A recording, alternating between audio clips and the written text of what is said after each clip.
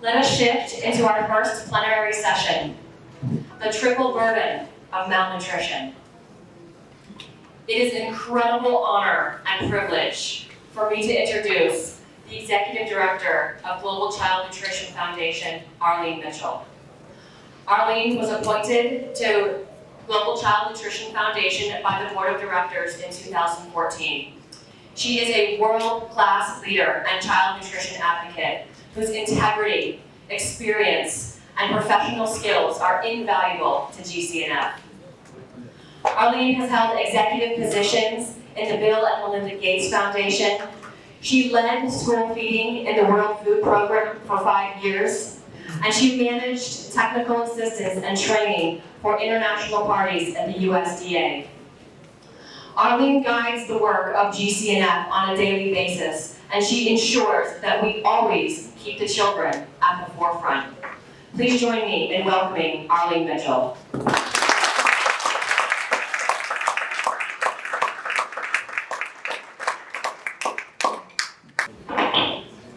So happy to be with you again today. And I'm going to do a quick overview of what we're going to talk about today, if we can pull up the slides.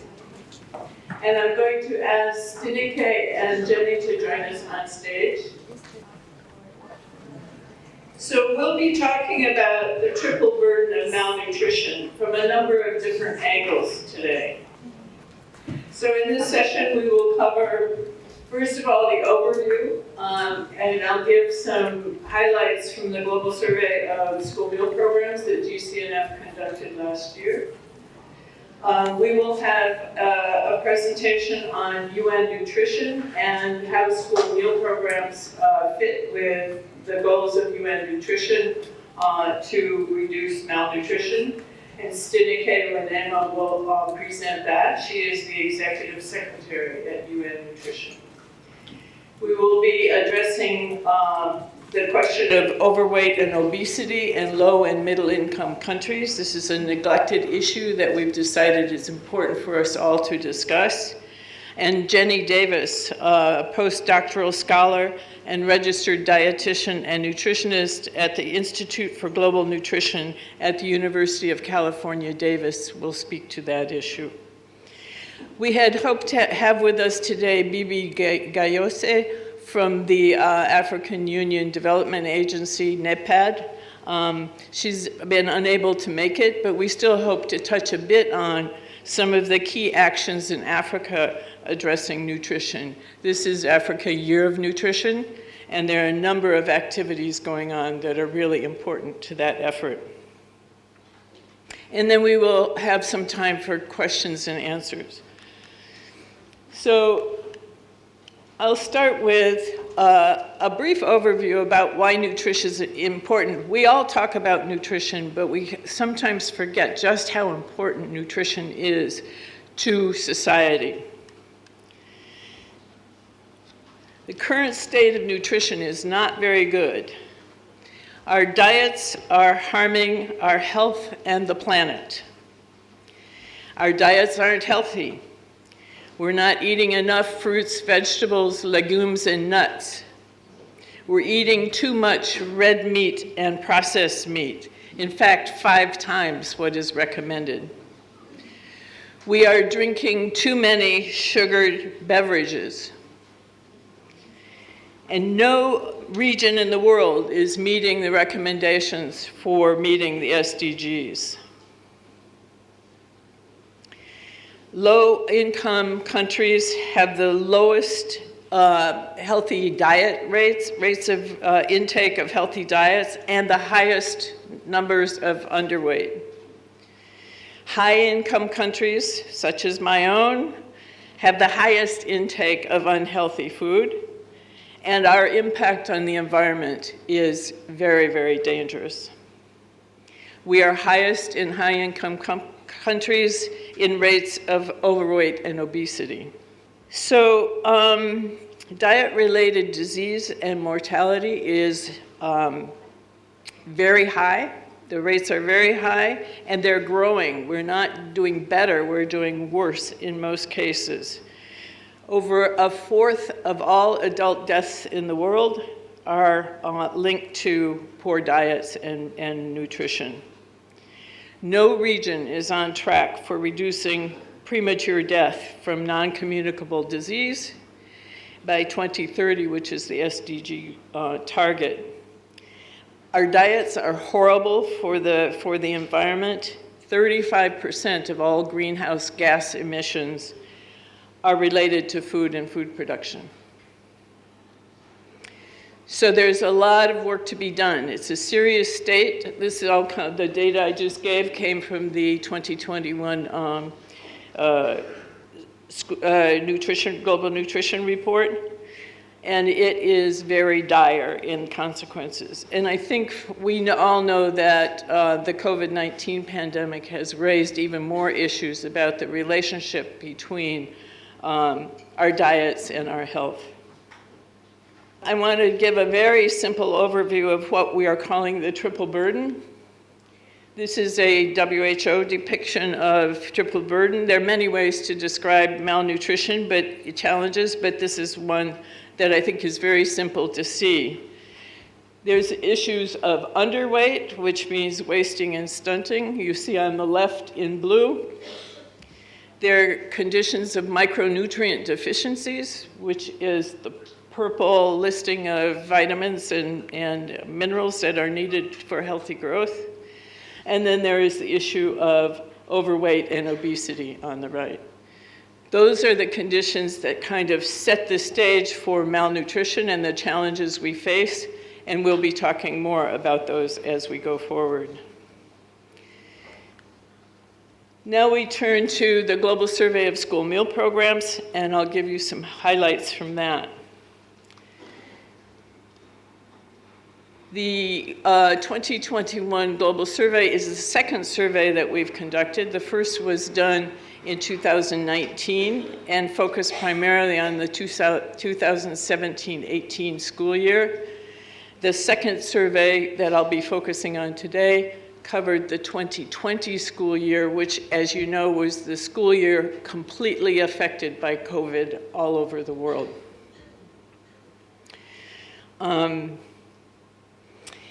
The survey is very comprehensive in nature. We mentioned that yesterday. It's very extensive, about 40 pages of questionnaires covering all aspects of school meal programs and linkages to agriculture, health, economy, job creation, etc. There are questions that come from the national level of policies and program information, and then there are many questions devoted just by program descriptions of what's happening with school meals. We are extremely grateful for some of the financial support for carrying out the survey to the U.S. Department of Agriculture and the Global and the McGovern-Dole program for providing funding. Reports of the survey are available from GCNF, and I'll give you website links, et cetera, in a bit. So between the two surveys that we conducted, 154 countries have been involved. Some of them did the survey, both surveys, and some just did one survey. But together, that covers about 81% of the world's population. So we think it's a very good picture of what's happening with school meal programs around the world. Give you just a few highlights. First of all, the questions relevant to nutrition are many, and they're scattered throughout the survey. So, for example, we ask about countries' laws, policies, and standards related to nutrition in school meal programs. We ask about food basket. We ask about fortification. We ask about training of cooks, and a whole set of other questions. And then on the right-hand side are some of the complementary activities that we ask about in the survey as well, including things like hand washing with soap, clean water or water treatment at schools, physical education, nutrition and food education, etc. So now to some of the results of relevance to nutrition. At the national level, 72% of all countries reported having national policies, laws, or standards related to nutrition in their school meal program. We all know that having a law or policy or standard doesn't necessarily mean it's being implemented, but it's a very good start to knowing that there's some priority being given to nutrition by national governments. At the program level, we can see that 93% of all programs report that they have health and nutrition objectives. Only 35%, however, have an objective to address or mitigate obesity. 63% of the programs report that they involve nutritionists in their program. 40% say that they train cooks in nutrition. And 87% say that they provide food and nutrition education. When it comes to food basket and beverages provided to students, these are the categories of food items that we include. We put them in fairly large food groupings, such as grains and cereals, roots and tubers, legume pulses and nuts, dairy products, etc. on the food side. And on the beverage side, we basically ask about drinks and whether they're sweetened or unsweetened. So when we look at the food basket diversity across programs, and we took out salt and oil from this equation, the top part of this depicts the region of the world where the results were, and the bottom part is the economic level of the countries that were included in the survey. So same question, but split by geographical region or by income grouping. So the top part shows that the least diversity in school meal food baskets are in sub-Saharan Africa, Middle East, and North Africa. They have the least diversity in their food baskets. The bottom part shows that by income grouping, food baskets in low-income and middle-income countries are the least diverse.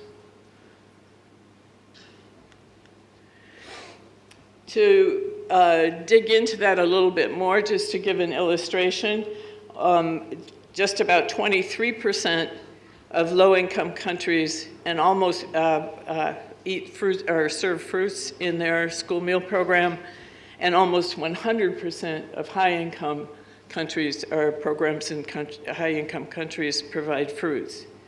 And in the case of poultry, 5% of low-income country programs reported serving poultry, and 69% in high-income countries. If you look at the graph on the bottom left, it indicates that unsweetened milk is the single most served beverage in school meal programs. We ask about fortification, and fortification gets to be a little bit tricky because much of the donated food in the world is fortified. It comes as corn-soy blend or fortified corn-soy blend, for example.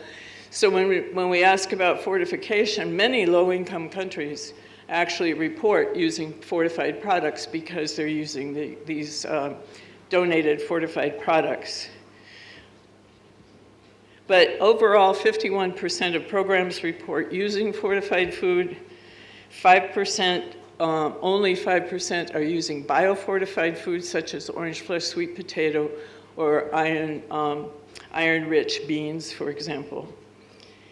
16% of the programs report using micronutrient supplements of some type. And again, these statistics are a little bit skewed by the corn-soy blend domination in many low-income countries. But in fact, the five top top 5 most common fortificants are vitamin A, iodine, iron, vitamin D, and zinc, all critical micronutrients for child growth. This slide is about training provided to cooks or caterers. About 60% of programs say they train their cooks in food safety and hygiene. Slightly less than half say that they train their cooks in nutrition. About 40% say that they train cooks in menu planning and measurements. And very, very few programs report training cooks in business skills, which could be important for good management of the food service. The cooks are overwhelmingly women. 82% of the programs said that at least 3/4, if not more, of their cooks are female. And 1/3 of those said that less than half of their cooks are paid. So a very large portion of volunteer cooks or very low-paid cooks. And where the portion of women is the highest in the cook category, the lowest payments, lowest level of payments to cooks are reported. Infrastructure is also important to school meal programs, and I realize you won't be able to see all of this, but we basically ask about the infrastructure available at school level, and the categories were electricity. I'm reading down in the order on the left column: electricity, clean water, piped water, flush toilets, kitchen, and dedicated eating spaces or cafeterias. And you can see the reporting, again, by income type, income level of the country. Low-income countries score the lowest on nearly every one of the infrastructure questions. So that wraps up some of the highlights I'm reporting today. There's a lot of additional data. And if you want to find out more in terms of survey results, in your packets you should have gotten a country report or a country summary.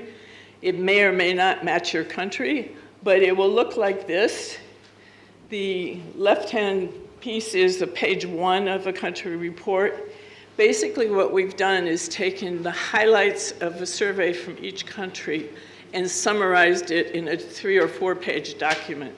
So the first page covers everything from financing and policies and coverage rates, food baskets.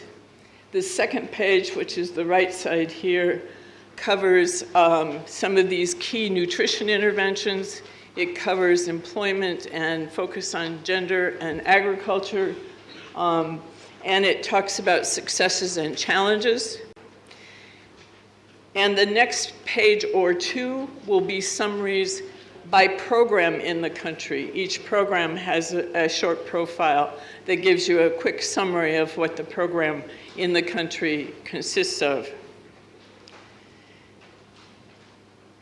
The full reports of both surveys, the 2019 and the 2021 surveys, are available. We have some examples in the marketplace you can have a look at. And you can also download them from our website.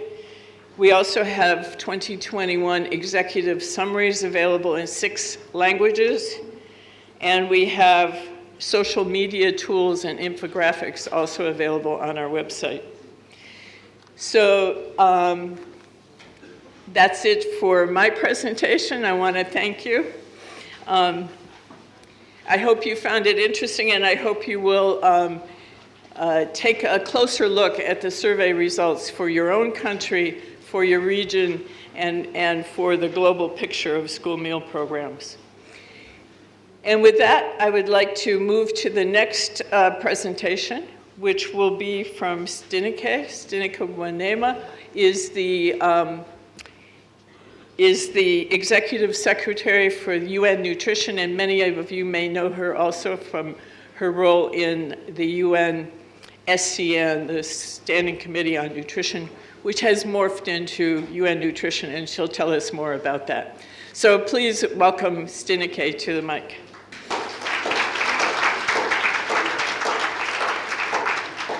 So good morning to all, and thank you for the very kind introductions.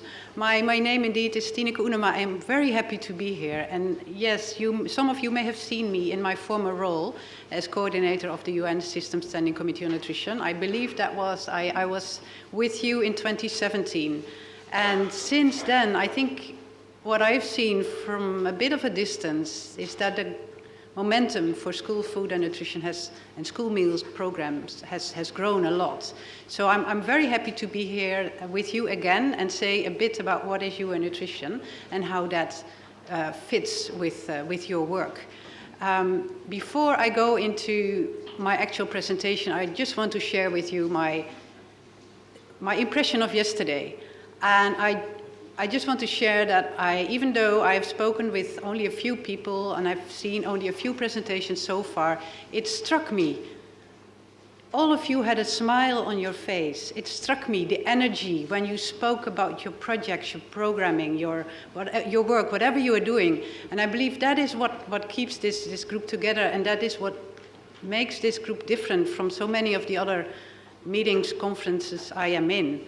This is really concrete work. This is energy. This makes a difference. This shifts a needle. So again, very pleased to be with you.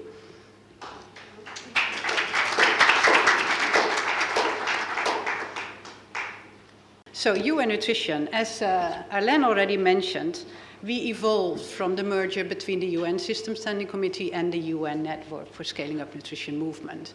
So there was a little bit of a, well, let's not say a chaos, but nutrition world in the UN was a bit overwhelming. We had two coordinating mechanisms for nutrition, and that doesn't make sense. So hence, the two were merged and became UN Nutrition. One thing you should remember, though, is that UN Nutrition is not a new agency. You could rather see it as a committee, and it works with the members. We have listed them there. It's about 15 members. And the founding ones are WHO, FAO, UNICEF, World Food Programme, and World Health Organization. You can imagine these agencies have a huge mandate in nutrition, and therefore they are called the founding agencies. A difference, though, with where we came from, with both UNSCN and the UN Network for Sun, is that we have invited two more agencies to become part of the steering committee, IAEA and UN Environment, also to show even better the multi-sectoral character of nutrition. It's, of course, it's with food and agriculture, FAO, it's with health, WHO, etc. But also UN Environment has a huge role to play. As Arlene pointed out, we face huge environmental problems, and our diets make part of that problem and also part of the solution. Let's keep that smile on our face. So beyond the steering committee, we have about 15 agencies. Some of them are very active, some of them are less active, but then they pop up when we address a certain topic that is close to their heart. Okay, so we did a strategy, obviously, because UN Nutrition is new, so we took a bit of time since 2020 to develop a strategy, and that's basically it. A vision, of course, a world without malnutrition, all forms of malnutrition. But that's not just it. The vision is a bit broader. I didn't want to use all the words. It really emphasizes human rights. Everyone has a right to adequate food, and all other human rights are interrelated, and that's part of our vision. It also closely links to the SDG, the 2030 Agenda. But the mission of UN Nutrition, underpinning it all, and again, it's not an agency, is to bring all the UN agencies together to tackle malnutrition in a consistent way, also along with its root causes. So, objectives. On the one hand, it's coherency, coherent policies, approaches. On the other hand, it's consistent activities, actions on the ground. And the two cannot go without each other. I'll get back into that a little bit later on. In the middle, you see the three bubbles, and that really shows that the togetherness is so important to us. One, it's the action, the support to governments at all levels, from global to regional to local level. The UN is there to support governments. Then the collective knowledge management. I pointed out the policy coherence, the coherent approaches. You cannot do that if you do not have knowledge management that is up to date. So that's quite central to our work.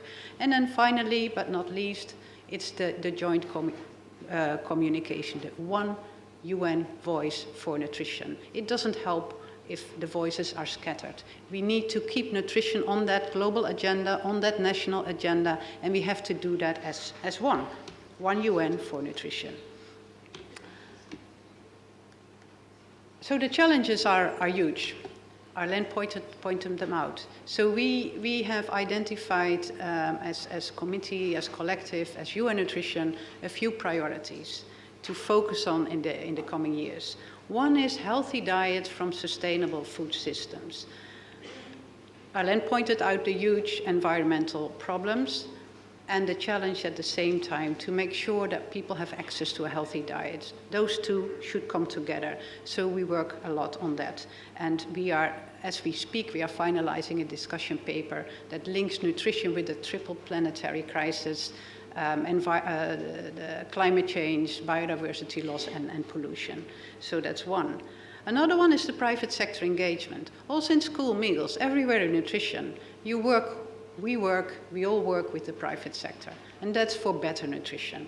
However, there's also sometimes issues with engagement with the private sector. And all agencies so far have their own due diligence policies, their own ways and their own objectives to engage with private sector. And we now want to bring that together for joint criteria to work with the private sector. And that would also help the community, nutrition community beyond the UN. Then fragile contexts. Climate change, wars, conflicts don't help.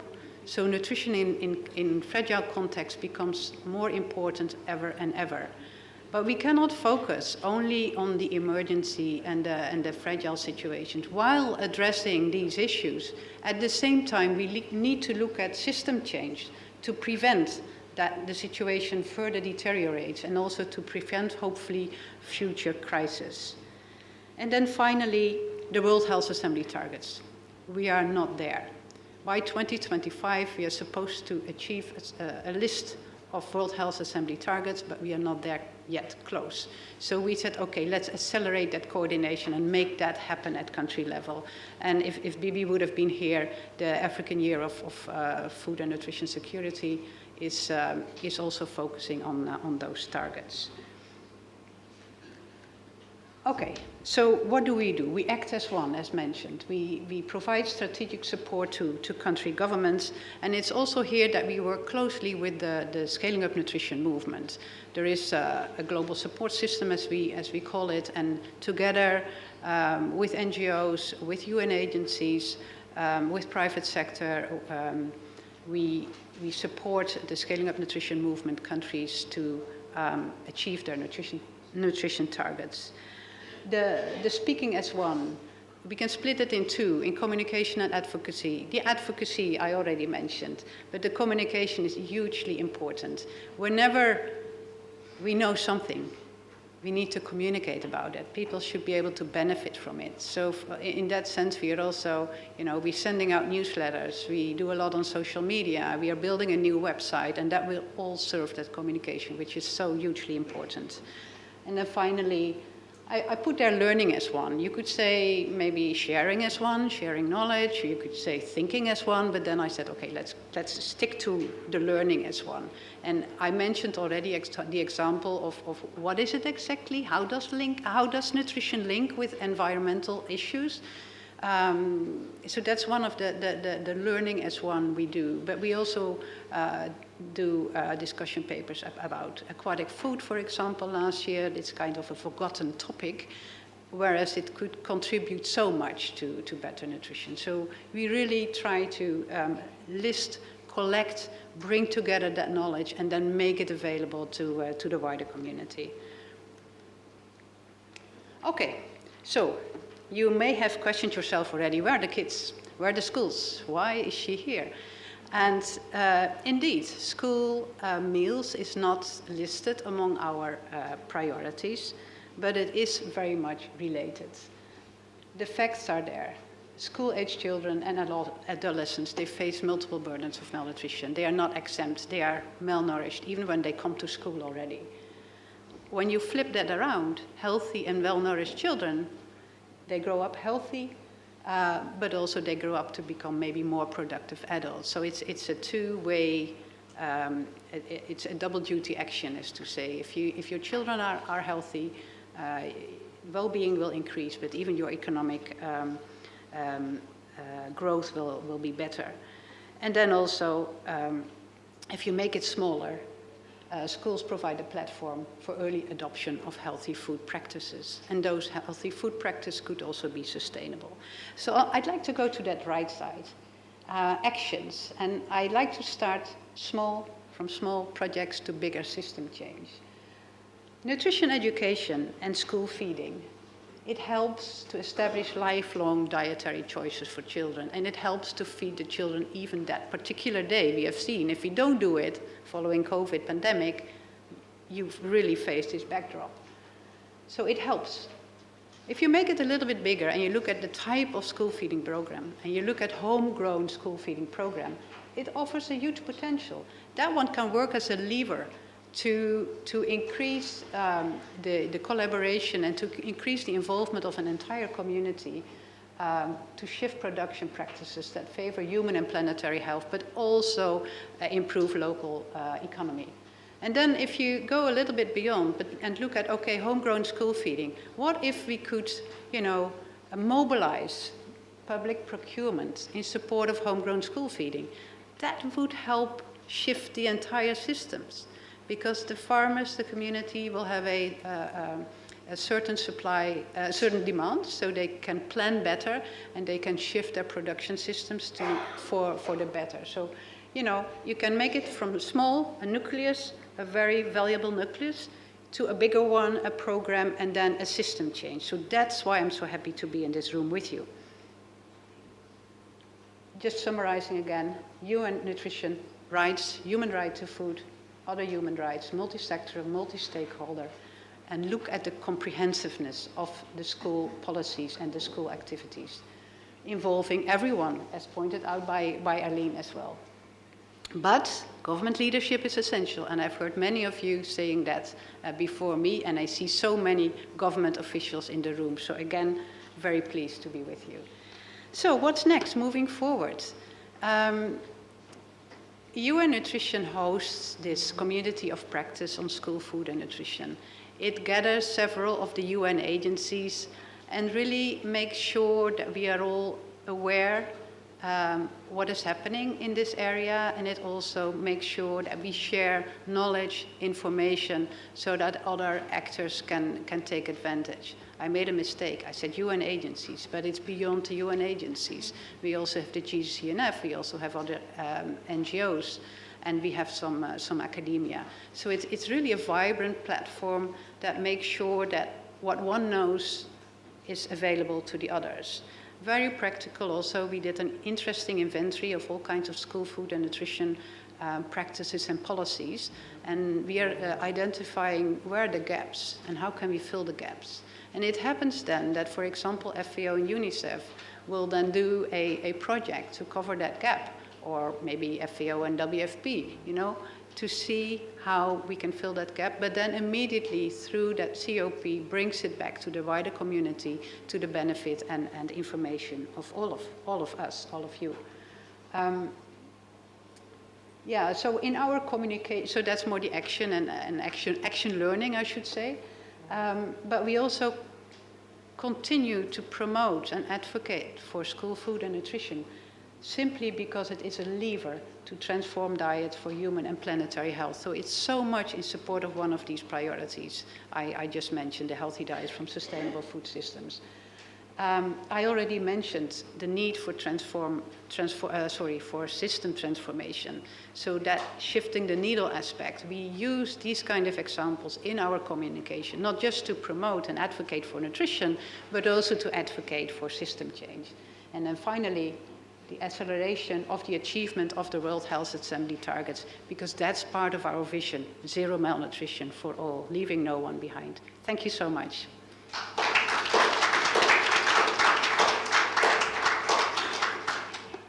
Next, we want to move to obesity and overweight, or overweight and obesity, a topic that many of us in this room don't pay enough attention to because we've been so focused on hunger and undernutrition.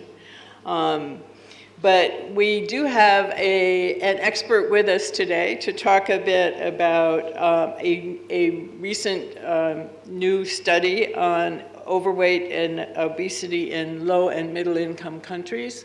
And that is Jenny Davis, postdoctoral scholar and registered dietitian and nutritionist at the Institute for Global Nutrition at the University of California, Davis. Jenny, please join us at the microphone. Thank you.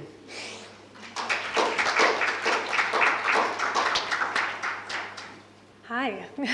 I haven't spoken in front of this many people in years, so this is an honor to be here, and I'm also really excited to share information with you about a subject I find incredibly important and very fascinating. As Arlene mentioned, I'm a global nutrition researcher at the University of California in Davis, and I've been studying the double and triple burden of malnutrition for a number of years now, as well as various ways to assess the contributing factors. So I'll go into a little bit more detail about that and then move into the study that Arlene mentioned.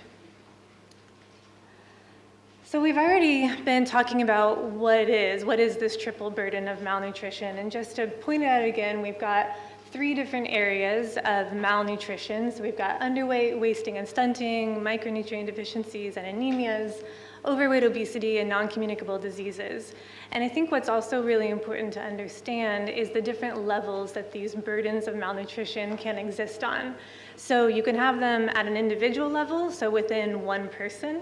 You could have them in a household, so maybe a child with stunting and a mother with overweight or obesity. You can have them within a population where you have any number of burdens of malnutrition. And you can also have them over the course of one's life. And so when we think about that, we can think about potentially a child with anemia or with micronutrient deficiencies, and later growing up to be an adult with maybe diabetes or another non-communicable disease. And when we think about it, particularly at this population level or over the course of one's life, we can really think about how there's this multi-burden of malnutrition, because it's really not restricted to having 1, 2, or 3 forms. You can have a multitude existing at one time or certainly over the course of one's life. So we've definitely, as a nutrition and health and education and entire global community, we've been paying attention to stunting and wasting and underweight for a long time, and we must continue to do so. But we've definitely been paying less attention to micronutrient deficiencies and also overweight and obesity. And this report just came out a couple weeks ago. It was published in the Lancet, and it's the most recent estimates of micronutrient deficiencies in the world. And these authors found out, or what they are reporting, is that 50% of children who are under 5 years of age and 2/3 of all adult women in the world have at least one micronutrient deficiency. And so if we think about it in that context, we can really see that micronutrient deficiencies are this underaddressed nutrition priority. And then thinking about overweight and obesity, about 45% of all adults and about 20% of children have overweight or obesity in the world. And within those percentages, the vast majority, about 70%, are residing in low and middle income countries. So really, overweight and obesity, it's no longer confined to a high income or upper middle income country or even upper income populations. And in fact, the greatest rises in prevalence of overweight and obesity has been occurring in rural areas of the world, and particularly in Southeast Asia, North Africa, and Latin America. So if we pair these numbers with what we just saw about the prevalence of micronutrient deficiencies among young children and adult women, it's pretty obvious how we can have this triple burden of malnutrition existing on a global level.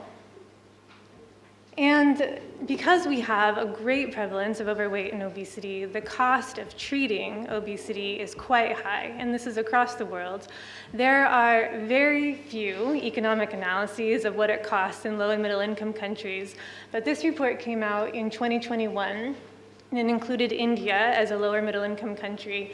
And in this report, what they found is that the cost of treating obesity, and this is medical costs as well as the indirect costs, so like costs for transportation, cost of caregivers to take care of their loved ones, it's about, on average, 2% of the gross domestic product, or GDP, across these 8 countries.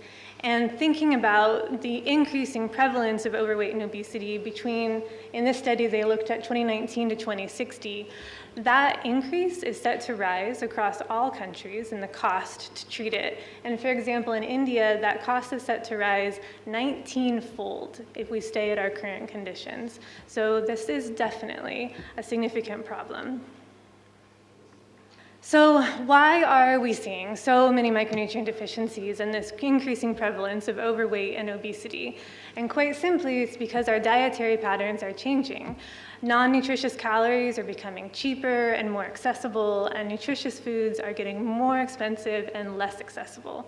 And we can definitely see that right now with rising costs of living, particularly, and rising costs of food, particularly among our energy-dense and nutrient-dense foods like meats or animal-sourced food products. And with our with our dietary patterns changing, it's because our food systems are also changing. And I know this is a little hard to see, so I'll walk you through it a little bit, but I think this graph really helps show what's going on in the world. So this is from the 2018 Global Nutrition Report, and it's looking at trends and patterns per capita in packaged food sales. So if we look at these first 3 columns, this is North America, Europe, and Oceania. They've been purchasing large volumes of packaged foods for a long time. It's been going on, and they still have they're purchasing a lot of packaged foods. But we also see a very high volume in Asia and a steep increase in Africa. And this is from 2005 to 2017. And so what I see here and what this means is that packaged foods are really making their ways into our normal dietary patterns. And when we see these packaged foods moving into just regular dietary patterns, there's this unfortunate opportunity for these foods to be displacing more nutritive foods, more traditional foods, and that's certainly happening around the world. And I think a good example of this comes from a study that was done in 2019 in Nepal, and this was from Helen Keller International's ARCH project.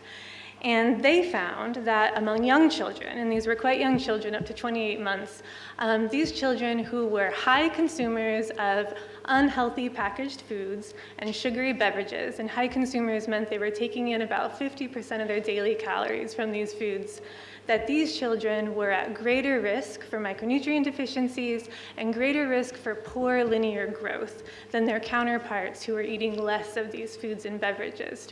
So this was a cross-sectional study, so we can't say one causes the other, but what it does is it provides some evidence that these dietary patterns that are really incorporating packaged foods could potentially be resulting in micronutrient deficiencies and stunting. So it's definitely something to be paying attention to.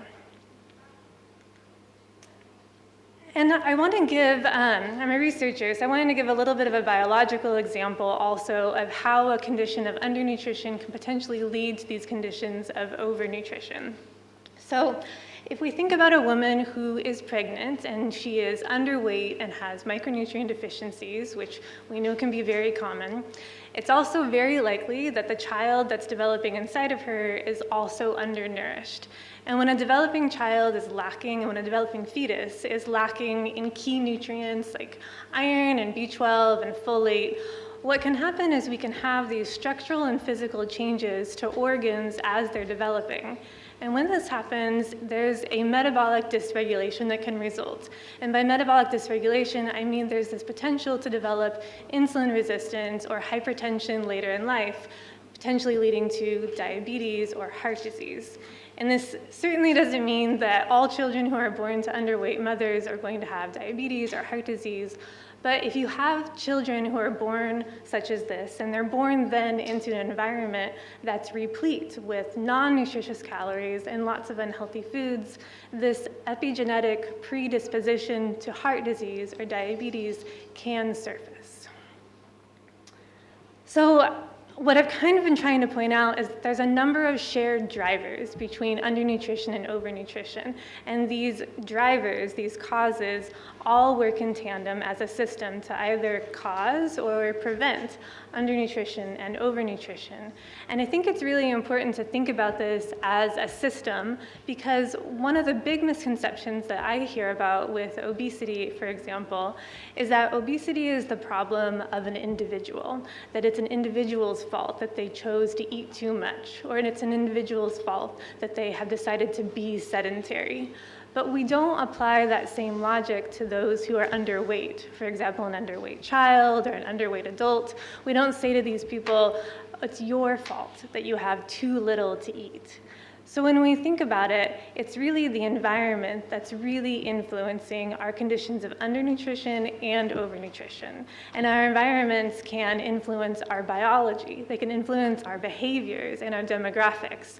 And I think as a group here, especially as we have a number of health professionals and educators, we can really work on this food environment, and school feeding is definitely a really good example to think about how to better it to address all forms of malnutrition.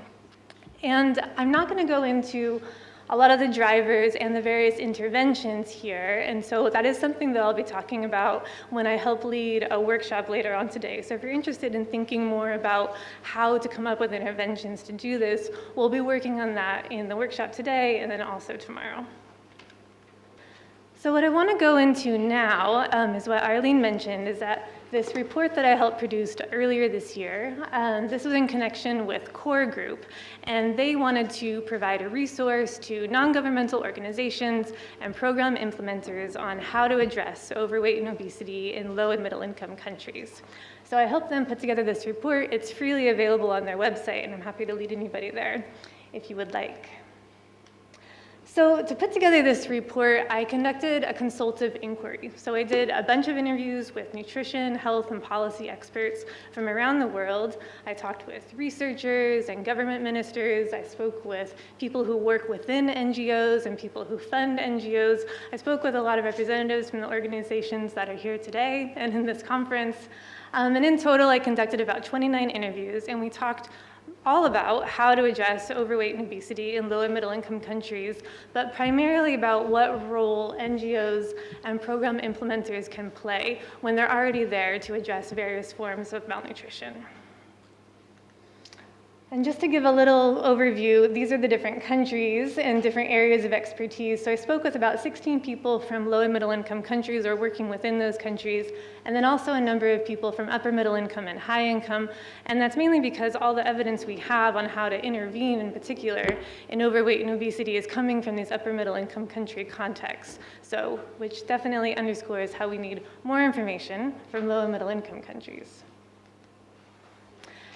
And there was 4 roles that primarily emerged from these conversations. And in the 4 roles, everybody was emphasizing this need for multi-sectoral collaboration. And in the first role, this is nutrition programming, strategies, and policies.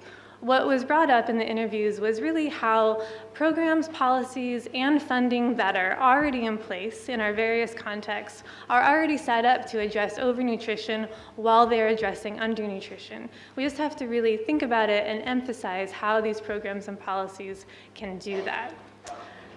Under advocacy and stakeholder engagement, which was the second role, clearly we have all learned to be advocates and engage people as much as we can, but we can also kind of direct this energy towards also addressing overweight and obesity. One of the big things that came out of these interviews was that a big barrier to being able to develop a program or being able to get funding was that there's a lack of interest in addressing overweight and obesity. And sometimes lack of interest can come from not knowing what causes it, or also not even being aware that it's a problem within a given community or a country. So by being advocates and engaging key stakeholders, we can help to liaise and make these connections between those that need our help and those that that are available to actually do the helping.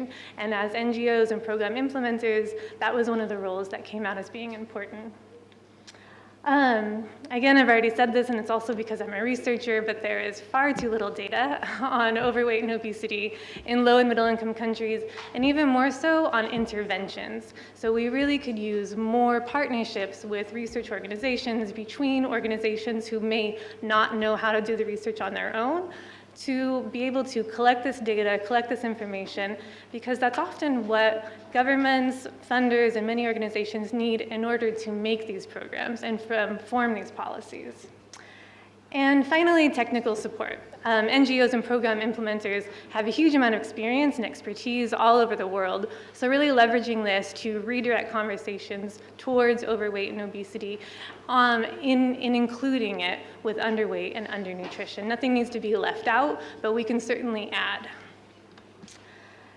And then finally, I just wanted to give a quick example of how school feeding programs can address undernutrition and overnutrition, and we've already talked about this a bit. They're also a great example of how it can encompass all those 4 roles that I was just talking about.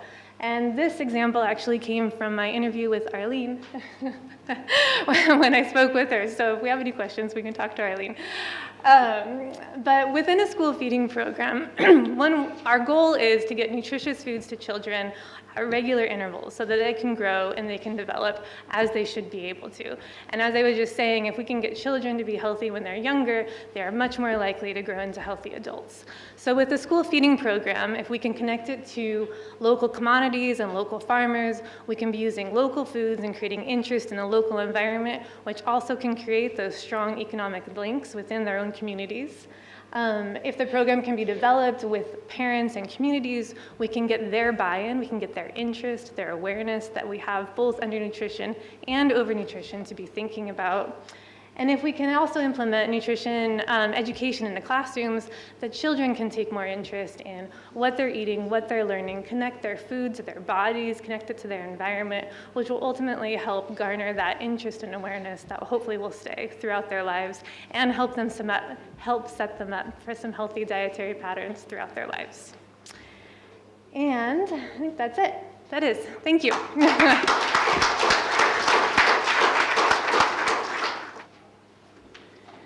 That was fantastic, and especially when she quoted me, right? Let's give her another round of applause.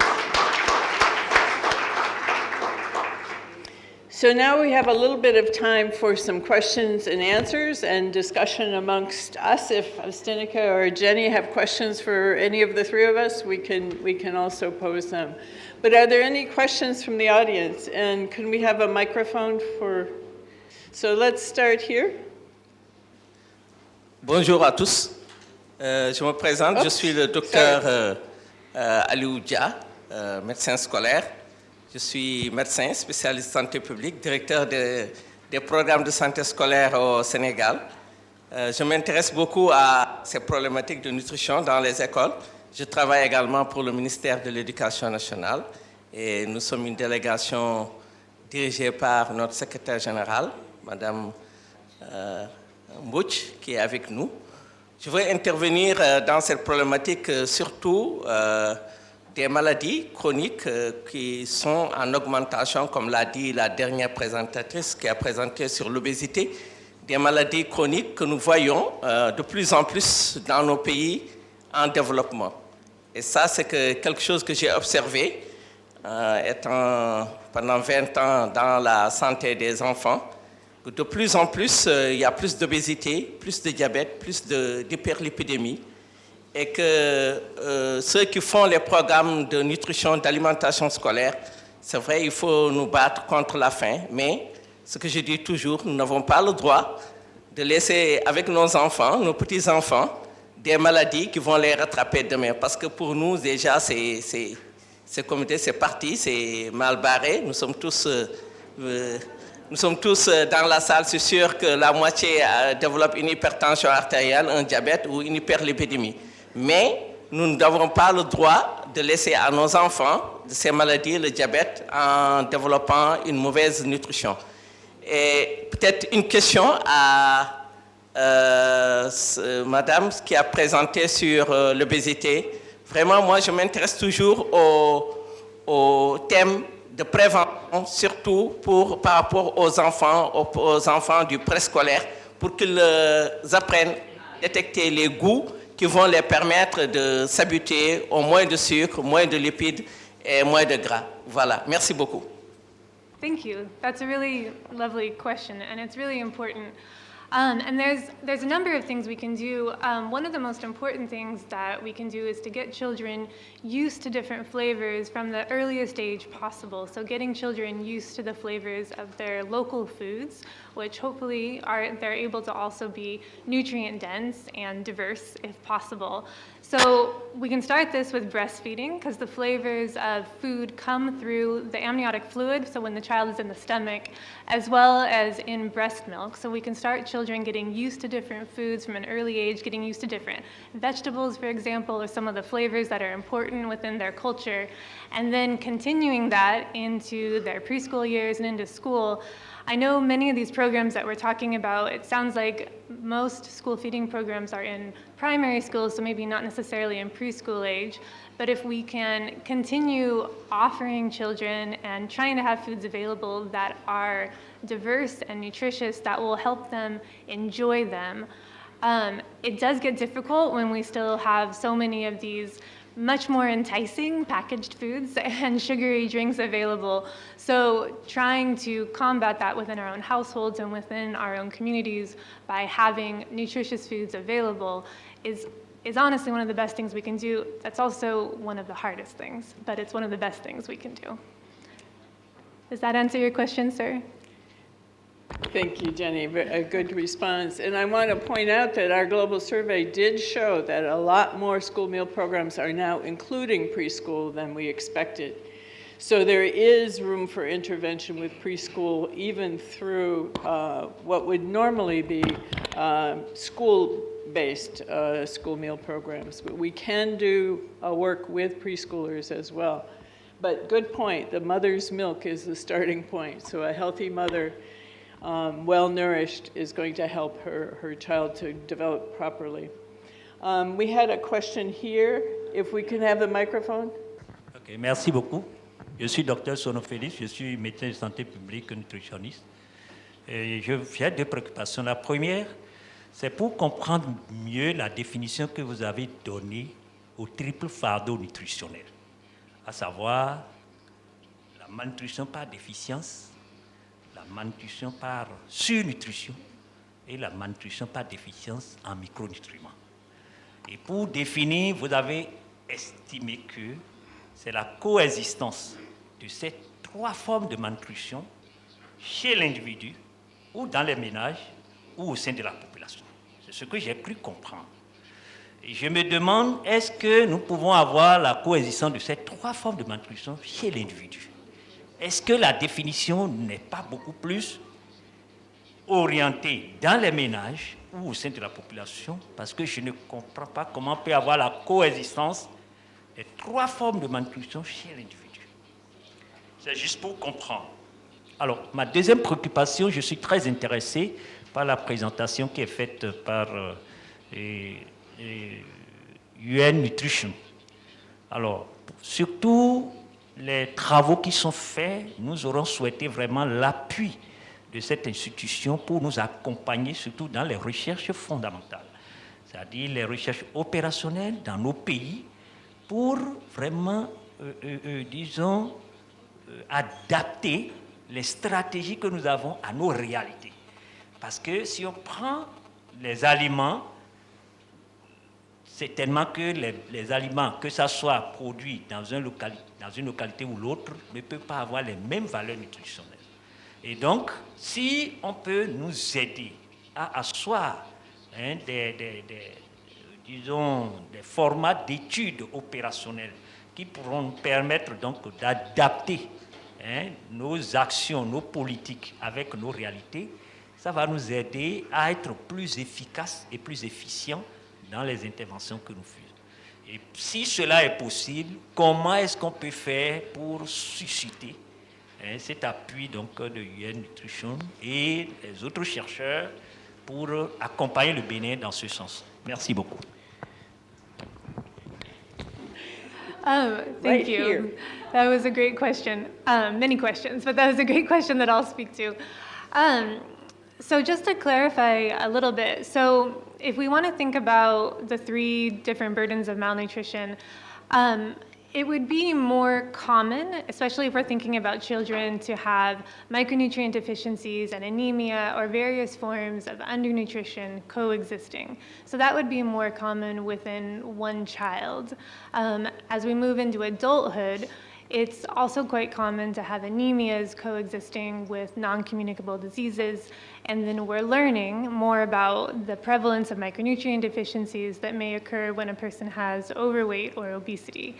So they may not all occur within the same moment, and that's why I also wanted to emphasize this life course level. And so when we think about the life course, we can think about maybe having some burdens of malnutrition as children and then having different burdens as adults, but they can be linked through their environments and through their biology and behaviors and demographics. And so sometimes we have to look at it from a bit of a broader picture versus just looking at it in one snapshot, and that sometimes can help it make more sense. Thank you, Jenny. Stineke for the UN nutrition questions. Yes, thanks a lot. Thanks a lot for these questions. First, the research question. Knowledge management is one of our, joint areas or areas of working together. You may remember from one of the first slides I've shown is that CGIAR is there.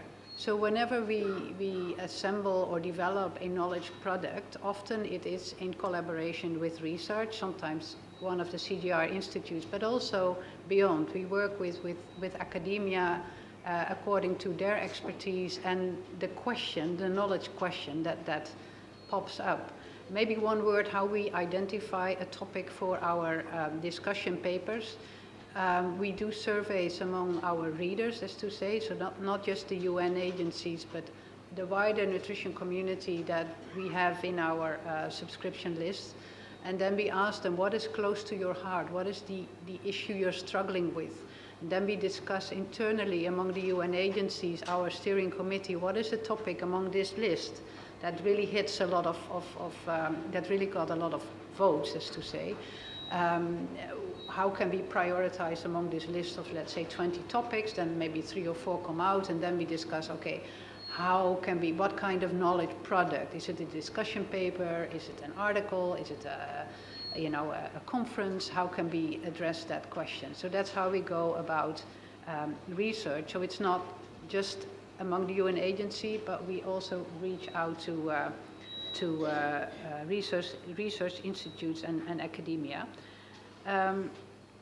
The other question about the food and where it's produced and how it's produced, no, it doesn't always contain the same level of nutrients. It really it really depends on the production system, but also it depends on, you have certain food groups, but within the food groups you have certain types of food. So even within a food group, the types and their nutrient content can differ. So why is this important to know? It's important because we always advocate for diverse diets. And by now we know that only one food can never ever fulfill all your nutrient requirements. So we have to make use of that huge diversity that is out there. That's one thing. Regarding the production systems, I think it's very important to look at, okay, what production systems we have and how, what kind of nutrients they produce per, let's say, water or per area or per whatever input you use, to make sure that we balance as good as we can the environmental footprint with the health outcomes. So we really need to balance that. Then the last question, support from UN Nutrition in Benin, for example, or maybe any other country. So maybe you should not address that question to me, because I'm only the executive secretary sitting in Rome, but UN Nutrition is its members. So in Benin, you have several UN agencies. The FAO is there, UNICEF is there, WFP is there, many other agencies are there. In many of these countries, there is one agency that convenes the UN agencies for nutrition in that particular country. Now you need to forgive me, I don't know which agency that is in Benin. Maybe there's someone in the room who knows better than I. But if you want to know, you can contact me and I can find out for you. So we have these, let's say, national networks for nutrition, and if you approach these, then you can maybe get either joint support from UN agencies, or you can maybe address a particular question to one of the UN agencies in your country. I hope these answers cover your questions. Thank you. I'll just add also that in terms of determining the nutrition value of certain commodities, etc., the new technology is coming about very quickly that will make it much easier to determine the nutritional value of different plants, different seeds, etc. So we hope that soon it will make our lives easier in determining how nutritious something that we're going to eat actually is. I think we had a question here. It was next, and then we'll come back. We're going here first, this table in front first. Thank you. My name is Abubakar Koisha. I'm the World Food Program Country Director in Togo. And I thank you. I want to congratulate you for the excellent presentations. I want to come back to the presentation I think Dr. Jane made regarding the triple burden of malnutrition, of nutrition anyway. So my question is about the metrics, the measurement. It is easier to mention, for example, the undernutrition. We know you do the weight, the height, or the age for the weight, and then you determine which level that child is, or that woman is, or that particular individual is. In terms of obesity, you can also do the BMI, the body mass index. But for the macronutrient deficiency, it is quite challenging to measure. Some of the metrics that we use are the diet diversity, the food groups, etc., etc. And then in other cases, there were situations where people were taking blood samples to measure the anemia level and so forth, which was not ethical. In some countries were actually banned. And I just want to ask to know if there are specific measures, like from your studies, from your research, that can be shared with the countries. In Togo, for example, we provide school gardens in schools, where we ensure that in those school gardens, there are crops that are sensitive to nutrition, that are being grown there for consumption in the school feeding program. We also have nutritionists that are training the cooks as well. But how do we measure, how do we know that these kids or these beneficiaries are really having the adequate amount of macronutrient that they require in order to develop their nutrition? So just want to get some insight from you on that. Thank you. Thank you. Yes, that's a really good question, and that's exactly one of the reasons why we really don't know that much about the micronutrient deficiency prevalence everywhere, because it is really hard to get that information. You have to get an exact, accurate measurement of a micronutrient deficiency, you have to be able to draw blood, and whether that's allowed or not is a question. It's also very expensive, and so it's generally not possible. So what we can do instead are two things that you actually mentioned. One is really trying to provide a diverse diet. The more diverse diet we can ensure these children, the more likely they're going to be getting the nutrients that they need. They have to be getting a diversity of diet, and then trying to get enough food. And so there's two issues there. Diversity of diet and then enough of food in general. But some of the good measures for it, and I know that this will be getting presented at one of the workshops later today, there are some tools, and some of the ones we already know about, to measure dietary diversity. And you can't get you can't necessarily do one of these questionnaires on a child and say, okay, this child is doing okay or this child is not doing okay, but you could implement them within schools or within a local village or a population and get an idea of what the diversity is within that area, and then you'll have an idea of which nutrients might be at risk and which nutrients they're doing okay in, and then you could try to focus. So for example, if there were it's a good chance that there's not enough vitamin A in this community, you could really try and get in some more fortified oils or trying to increase the amount of eggs and leafy green vegetables to try and get some more vitamin A into that community. So you could think about it in that way when it's just going to be not possible to draw blood on everyone and measure their micronutrient deficiencies. So. Great. Thank you, Jenny. We have the gentleman back here, and then I'll take one more question, but we are running out of time. So let's. Oh, sorry. We do have another question at the front table too. I'm sorry, sir. We'll come to you in a minute. Ma'am, you can go next. Merci beaucoup. Je suis Madame Chapeau Dapou. Je suis du ministère de la Santé au Togo et je suis le point focal de l'alimentation scolaire pour les PAM. Et je tiens à vous remercier très sincèrement pour cette opportunité que vous m'avez offerte et aussi pour toutes ces belles présentations. Et pour ma question, je voudrais peut-être appuyer celui du directeur pour dire qu'au Togo, nous ne disposons pas de données sur la carence en micronutriments. Et certaines données datent depuis 2000, donc ça fait plus de 20 ans que la Nutrition Internationale avait aidé le Togo à faire des collectes. Et la plupart du temps, on s'appuie sur des références ailleurs. Et ça ne favorise pas vraiment un bon plaidoyer. Parce que vous prenez la référence d'un pays et vous faites un plaidoyer ici. Il ne se sent pas vraiment concerné par les chiffres que vous êtes en train de dire. Et ça ne peut pas vraiment motiver l'action. Et donc, c'est pour dire que si vous pouvez vraiment aider à actualiser les données, ça serait vraiment salutaire. Ensuite,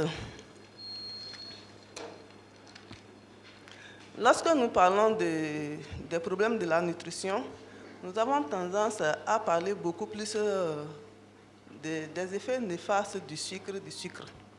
Et nous ne parlons pas des effets de l'alcool. Et donc, lorsque vous avez par exemple une soirée, une invitation, les gens ont tendance à ne pas prendre les sucreries et ils disent qu'ils vont prendre de l'alcool. Est-ce que ça, c'est une bonne pratique? Est-ce que l'alcool aussi a les mêmes effets que les sucreries sur la santé?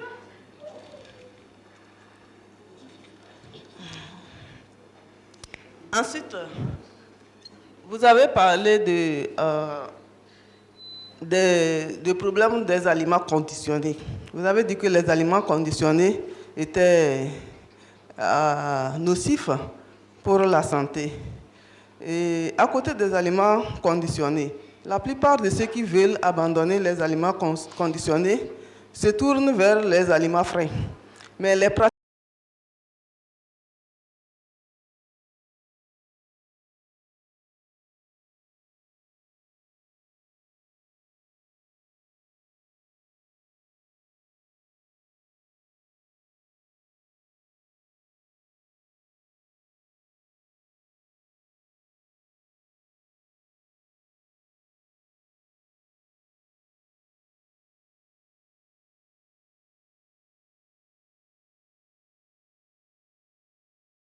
la société civile est la bienvenue pour la nutrition, mais il y a un grand travail que nous devons faire pour leur faire comprendre qu'au-delà du profit qu'ils peuvent produire aujourd'hui, il y a vraiment la santé qui est en jeu.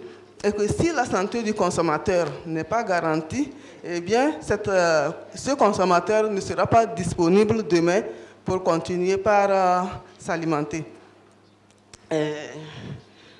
Ensuite, par rapport aux cantines scolaires, à l'alimentation scolaire, quelle est la stratégie que nous pouvons mettre en œuvre pour éviter de passer, parce que nous savons qu'actuellement, en Afrique, notre problème c'est la malnutrition par carence et la sous-nutrition. Maintenant, quel est le dispositif que nous pouvons mettre en place pour que nous ne balancions pas de la sous-nutrition à la surnutrition au niveau des cantines scolaires? Et lorsque nous voyons la répartition mondiale des richesses, il y a certains pays qui sont obligés de conditionner des aliments pour les transporter vers les pays qui sont les moins nantis. Et si nous n'allons pas faire la transformation des aliments, qu'est-ce que nous préconisons pour pouvoir assurer la durabilité des aliments? Parce que nous savons qu'il y a les saisons pour les aliments. Et c'est pour que ces aliments soient disponibles à long terme que ces idées de transformation sont nées. Quelles sont les précautions que nous donnons? Je vous remercie vraiment pour la parole. Merci. Let's try to complement each other. I really like this set of questions. It shows a lot of concern, and it also shows a lot of willingness to tackle all these issues. Maybe to start with the data and the lack of data and the data that are so old. That's a problem I believe the entire world faces. Many countries struggle with old data, lacking data, and I know that several of the UN agencies are now pulling programs and projects together to try to fill those data gaps. It's really one of the priorities, but we are not there yet. Maybe you can also complement on the data question. Regarding the alcohol question, it's a very good one, and it's a very tricky one. Of course, we shouldn't move from sugary beverages to drink alcohol or the other way around.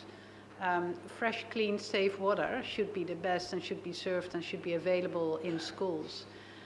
I can also inform you that I'm part of a UN group that tries to combat non-communicable diseases. And one of the action areas of that group is to lower alcohol consumption. In fact, lowering alcohol consumption is also one of the World Health Assembly targets. So it is on the agenda, and we try to, well, maybe not work with, or we try to engage with private sector companies that they stay out of schools, that they do not. There is an example that a alcohol company goes to schools in Africa, informing children about the bad habits of drinking alcohol and asking them to sign a form not to drink alcohol before their 18th birthday, and therefore creating a desire among these children to start drinking alcohol by the year of when they reach 18. Whereas it's not yet the custom. So that is really bad habit, and we really try to tackle it, and we have to do so. But it is indeed a big problem, and I call on all of you to reach out to your governments, to make stricter rules and regulations to prevent abuse of alcohol among your children, but also among the wider population. There was a question about strategies and how to prevent children to take all these bad foods. And I think, Jenny, you already alluded to the school environment, and I think that's a very important entry point. We need to prevent children to get used to certain tastes, to certain types of food, and the school environment should be a healthy one, should be a safe one, should be a hygienic one, a one that promotes the consumption of healthy, fresh and minimally processed foods instead of the sugary and fat and salty snacks. And again, governments can play a role there to set rules and regulations, and I hope in collaboration with communities, schools can really set that safe and healthy school environments. I know WHO has done quite some work there, and you may want to look at their website to see how they promote healthy school environments. There was a question on packaged food, but maybe you want to take over from me, because there was a lot, in fact, in your... It was a lot. Jenny? Yeah, and let me think if I remember it correctly, but I think in terms of maybe what to do when packaged food is all that's left, when the fresh fruits and vegetables have either gone bad or they're not accessible. And I think that's a really good example of the environment that we're living in right now, where it is harder to get fresh fruits and vegetables. It's harder to get these foods that are more nutritious, and it is easier to get the packaged foods. And it's definitely a balance that we have to strike between making sure we're eating and making sure we're not hungry and that our populations are not hungry, and then also trying to get them the best nutrients that we can. And it is difficult, and I don't have a good solution for that, except that we really have to work on our food environments. So that's all I can say. And our food systems, I think. And our food systems, yes, yeah. Right. Thank you very much. Ok, bonjour chers tous. Je m'appelle Ion 3, je viens du Cameroun. Je suis le coordonnateur du secrétariat technique du comité interministériel de lutte contre la malnutrition, basé dans les services du Premier ministre.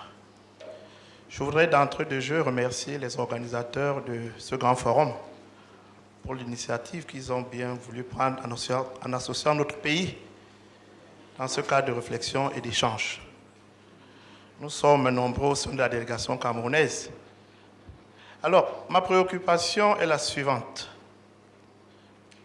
Je pense très humblement que pour adresser toutes les questions liées à la lutte contre la malnutrition, qu'un focus particulier devrait être mis sur le volet et entre la théorie du changement des comportements. Parce que tant que nous allons développer toutes ces grandes stratégies, que ce soit dans le cas de la lutte contre l'obésité, la lutte contre l'anémie, la lutte contre le retard de croissance, et qu'il n'y ait pas un focus ou un impact sur la communauté à travers les comportements, j'ai peur, je dis très humblement, j'ai peur, sous le contrôle de tous les experts qui sont ici, que l'on n'ait pas les résultats escomptés. Je pense donc qu'au moment où l'alimentation scolaire est une préoccupation constante des gouvernements, notamment le nôtre, il est important aussi qu'un focus soit mis sur le volet théorie du changement de comportement. Donc voilà ma modeste contribution. Et je dis encore merci pour avoir associé mon pays à cette réflexion. Thank you. I thank you again for this question. And behavioral change is indeed a very important topic.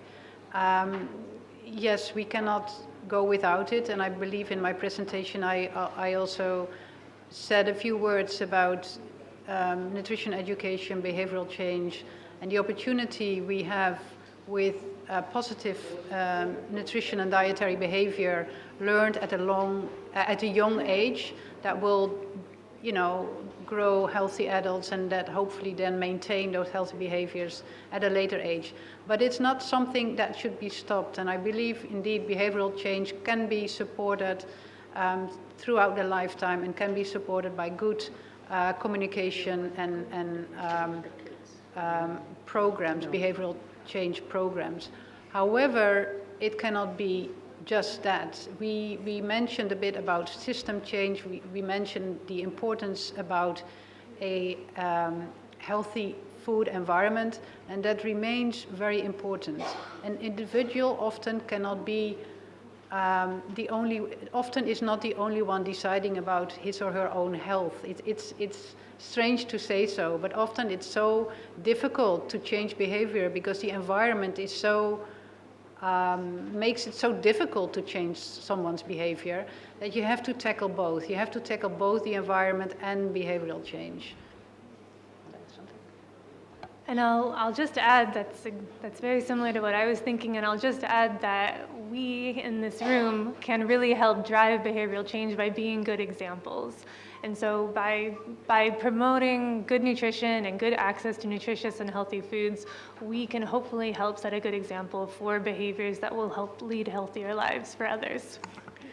Good job. I did promise one last question, and I just told my friend Rita she couldn't ask a question, so this is absolutely the last, and I apologize to Rita, but yes, please.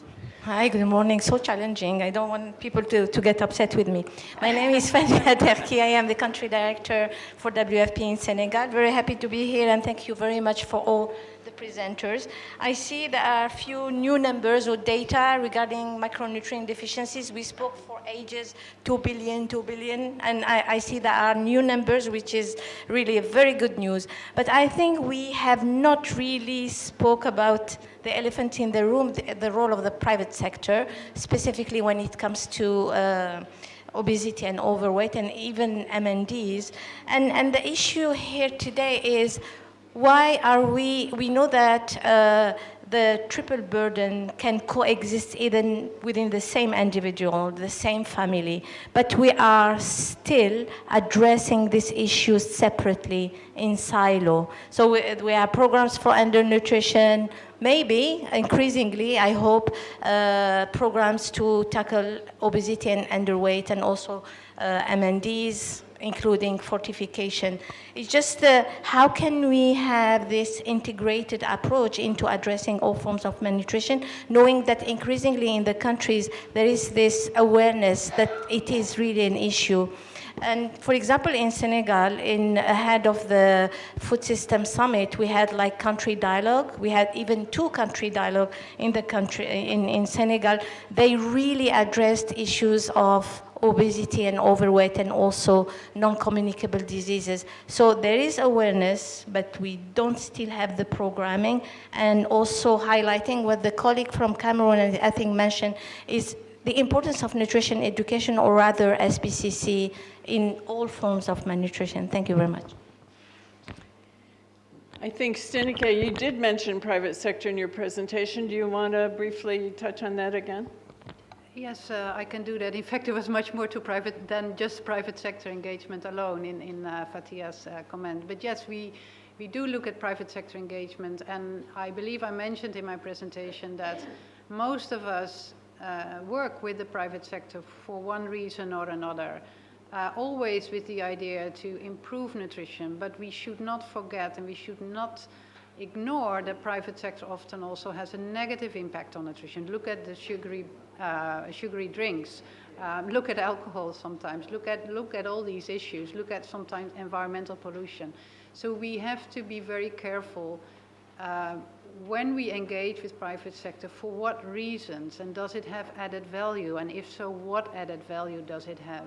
Then on the other hand, if you look, what I just said is often applicable to the larger international companies, but when we look at small, medium enterprises, once a while ago I heard someone say small, medium enterprises are the front runners for nutrition. They can do quite a lot to improve nutrition, but sometimes they need support to do so. And I know that for example, FAO, but also GAIN, Global Alliance for the Improvement of Nutrition, does have programming to help small, medium enterprises to do better for the availability, to increase availability of healthy and nutritious products. So that's one thing. Then the other thing you said, Fatia, is that how do we still work in silos, attacking the several forms of malnutrition? Yes, possibly. But I also need to say that